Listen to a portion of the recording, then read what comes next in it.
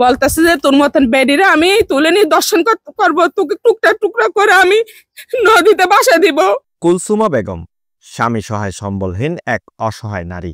তবে অন্য নারীদের মতো তিনি হার মানেননি জীবন যুদ্ধে। 3 ছেলে মেয়েকে মানুষের মতো মানুষ করার ব্রত নিয়ে নগরীর বড়দিঘিপাড় এলাকার খিল্লাপাড়া কলোনিতে 2017 সালে 15 ঘন্টার জায়গা ভাড়া নিয়ে শুরু করেন মাছ ও হাঁস মুরগির প্রজেক্ট। তবে কথায় আছে, গরিবের সুখ বেশি দিন সয় না। কুলসুমা বেগমের জীবনেও তাই দুঃখ নেমে আসে দ্রুতই। যার কাছ থেকে জায়গা ভাড়া নিয়ে প্রজেক্ট শুরু করেছিলেন সেই নুরুল আলম হঠাৎ করে কুলসুমাকে না জানিয়ে জমিটি বিক্রি করে দেন তহিদুল ইসলাম নামের এক ব্যক্তির কাছে। এরপরেই কুলসুমার জীবনে নেমে আসে ঘোর অন্ধকার। 2017 সালে 1 বছর জায়গাটা নিছি, যে 5 লাখ টাকা দিছি। আমি চাকরিজীবী একজন, ওই কিস্তিগুলো চালাইছি। পরে দিয়ে আবার পরের বছর আবার লোন নিয়ে আবার পুকুর খনন করছি। পরের বছর এটা শেষ করে পরের বছর লোন নিয়ে আমি ফার্মটা রেডি করছি, এই যে আমার মুরগির খামারটা করছি। পরের বছর আবার লোন নিয়ে আমি একটা ছোটখাটো একটা বসত বিটা করছি। আমি অনেক পরিশ্রম করে, অনেক ইয়া করে, আজকে মেহনত করে এই জিনিসটাকে আমি আয়ত্তের ভিতরে আনছি। ওরা জানে যে আমি একজন ভূমিহীন মানুষ, আমি একজন গরিব মানুষ। আমি অনেক মেহনত করে কষ্ট করে জিনিসটা আমি উন্নয়ন করার জন্য আসছি, মাত্র করবো। সে অনুযায়ী গত বছর তারা আমাকে না জানিয়ে ওই যে দেওয়াল দেখা যাচ্ছে, ওই দেওয়ালে পুকুর পাড়টা কেটে দেয়। কুলসুমা জানান, নুরুল আলমের সাথে তার যে চুক্তিপত্র হয় সেখানে স্পষ্ট লেখা আছে জায়গা ছাড়তে হলে 3 মাস আগে তাকে জানাতে হবে। সে নিয়ম মানাতে হয়নি। উল্টো তহিদুল ইসলাম জায়গা কিনে নেওয়ার পর স্থানীয় আওয়ামী যুবলীগের সন্ত্রাসী পারভেজ, সাজ্জাদ হোসেন জনি ও রনির নেতৃত্বে তার প্রজেক্টে হামলা করানো হয়। আওয়ামী লীগের প্রেসিডেন্ট যেগুলো ছিল তহিদুল ইসলাম, নুরু কোম্পানি, পারভেজ আর হচ্ছে সাজ্জাদ হোসেন জনি।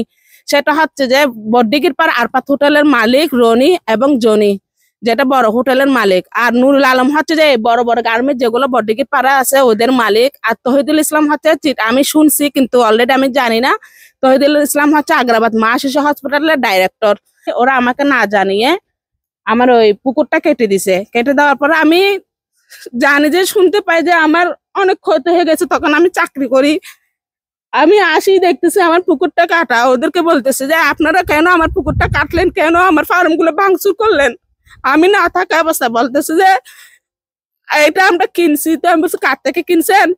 তহিদুল ইসলাম বলতেছে যে আমি নুর আলম থেকে কিনছি।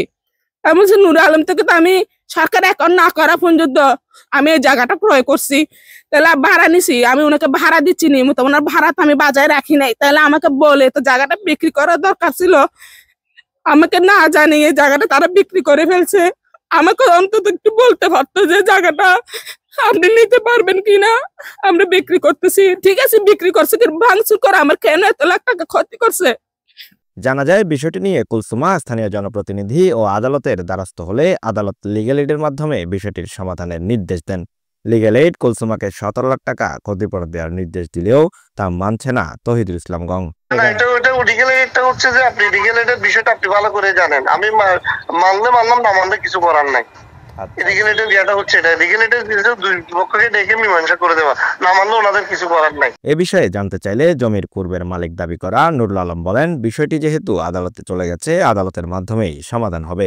আপনি ভালো করে সত্য জানাই নেন। আর আমি বিক্রি করছি, যাদের কাছে বিক্রি করছি তাদেরকেও আমি বলছি মৌখিক ভাবে যে আপনারা ওনার সাথে কথাবার্তার মাধ্যমে ওনাকে ভাড়াটি হিসেবে রাখেন, আমার কোনো আপত্তি নেই। এদিকে কুলসুমার প্রজেক্টে হামলা করা স্থানীয় আওয়ামী সন্ত্রাসী পারভেজকে ফোন দিলে তিনি হামলার কথা অস্বীকার করেন এবং রাজনীতির সাথে যুক্ত নন বলে জানান। আওয়ামী লীগ আর বিএনপি করি লাভ কি ভাই? আমি সমাজ সেবক, আমি আওয়ামী লীগ আর বিএনপিতে আমি পাক্কাই ভাই।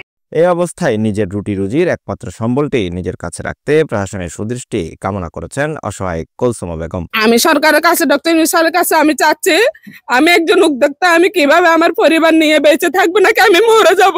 আমাকে একটা লাইন করে দেন, ব্যবস্থা করে দেন প্রশাসনিক আইন ভাবে, যেভাবে হয় আমি যেন আমার প্রজেক্টটা আবার করতে পারি। নাহলে আমি কোনো সরকারের কাছে সহযোগিতা চাই।